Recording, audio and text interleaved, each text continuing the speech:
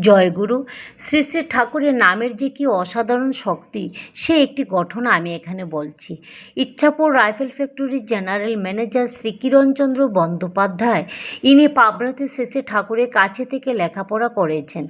বর্তমানে সরকারি উচ্চপদে অধিষ্ঠিত এবং একজন ঋত্বিক কর্মীও বটে। 1965 সালে ভারত পাক যুদ্ধের পরে তিনি ঠাকুরবাড়ি আসেন। কথা চলে তিনি ঠাকুরের কাছে উক্ত যুদ্ধের বিবরণ দেন।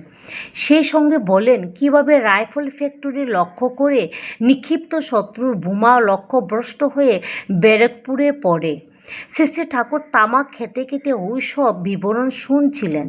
গল্পের শেষে কিরণদা বলেন, ঠাকুর, এবার তো বোমা পড়ছিল, মরেই যাচ্ছিলাম। অভয়বাণী উচ্চারণ করে শ্রী শ্রী ঠাকুর বললেন, বোমা পড়লেও কিছু হতো না, নাম তো সঙ্গে ছিল। কি দারুণ কথা! নামের শক্তি বোমার কার্যকারিতা পর্যন্ত বিনষ্ট করে ফেলতে পারে।